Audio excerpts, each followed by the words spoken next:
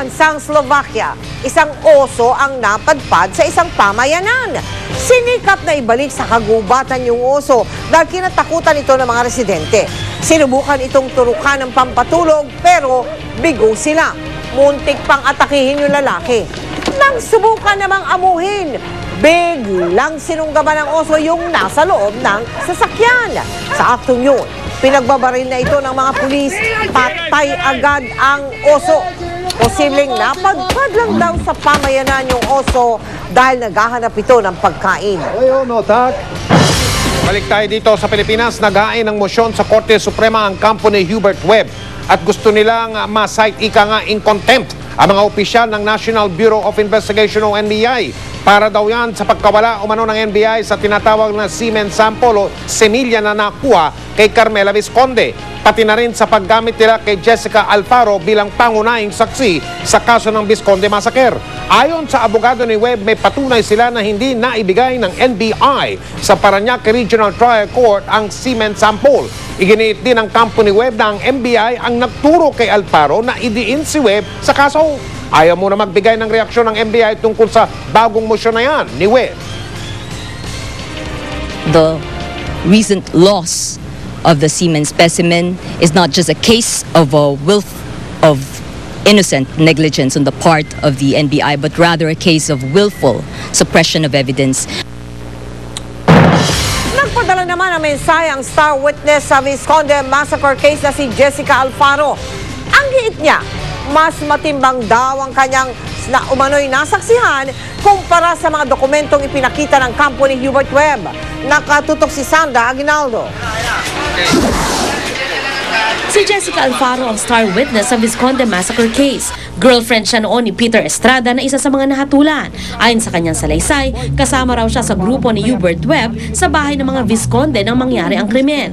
Matagal na rin walang naririnig kay Alfaro, pero ngayong mainit na naman ang Vizconde Massacre case, binasag ni Alfaro ang kanyang katahimikan.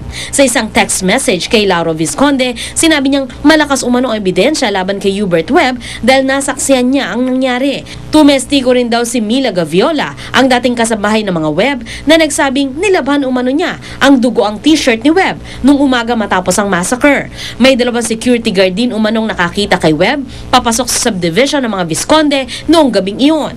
Ayon kay Lauro Vizconde, ilang testigo pa ang sumuporta sa mga testimonya nila Alfaro. Credible statement niya pagkat naipaliwanag niya sa korte. The statement of the Webb's made then, the laundry woman and the other one who claimed that she even served juice to Hubert and to other companions in that early morning at about 5 o'clock in Webb's room. Ang panig naman ni Webb, nagpresenta ng depensa sa korte. Nasa Amerika raw ito noong naganap ang krimen. Naglabas pa sila ng video na nagpapakitang nasa Amerika si Webb. Kabilang din sa ebidensya nila ang passport ni Hubert Webb at dalawang certification mula sa United States Immigration and Naturalization Service o USINS na dumating si Hubert sa US noong March 9, 1991 at umuwi noong October 26, 1992. Naganap ang krimen noong June 29, 1991. Sabi pa ng abogado ni Webb, nasa 4 na po ang testigong iniharap nila sa korte para suportahan ito. Received a document from Mr. Hefner of the FBI detailing the particular times that Hubert Webb had transactions in the United States, pati yung mga resibo, may pictures, meron pang meron pang driver's license. Pero sa desisyon ng Court of Appeals noong January 26, 2007, sinabi nitong mas mabigat ang testimonya ng mga eyewitness kaysa mga ebidensyang pawang mga dokumento. Sabi pa ng Court of Appeals, marami raw sa mga tumestigo ay hindi naman diretsang masabi kung nasa Amerika nga si Webb noong mismong araw na maganap ang krimen. Sa ating batas, totoo na alibi is the weakest defense. Kaya nga ang alibi ni Hubert Webb is amply supported by official certifications. Sa ngayon, kapwa umaasa ang dalawang kampo na pakikinggan sila ng Korte Suprema. Sandra Aguinaldo, nakatutok, 24 oras. Chika Minute! Bumiyahe patungong Amerika si Jeff Eigenman para ayusin ang green card niya. Pero bago umalis si Jeff, naayos na ang tampuhan nila ng girlfriend na si Carla Abellana. Makichika tayo kay Lars Santiago. Magkasabay at magka-holding hands sina Carla Abellana at Jeff Eigenman nang pumasok kagabi sa venue ng Christmas party ng management company ng aktor. Ibig sabihin nito, tapos na ang kanilang tampuhan na hindi naman nila itinatanggi. Basta walang galit, 'di ba? Walang galit sa isa't isa. Just keep things clear open. yung mind namin, open yung mind namin sa mga bagay-bagay. Actually, we never stopped communicating naman. Kahit na may mga nangyayari, pinag-uusapan pa namin. Kahit maraming balitang lumalabas na selusan ang dahilan ng kanilang tampuhan, pinaninindigan ng magkasintahan na hindi ito naging issue. Lalong hindi raw totoong ang pag-ayaw ng daddy ni Carla kay Jeff ang ugat ng kanilang di pagkakaunawaan. Mga things na hindi kami sanay sa isa't isa are things that are minsan may mga bagay na okay sa akin na hindi okay sa kanya, may mga bagay naman na okay sa kanya at hindi okay sa akin.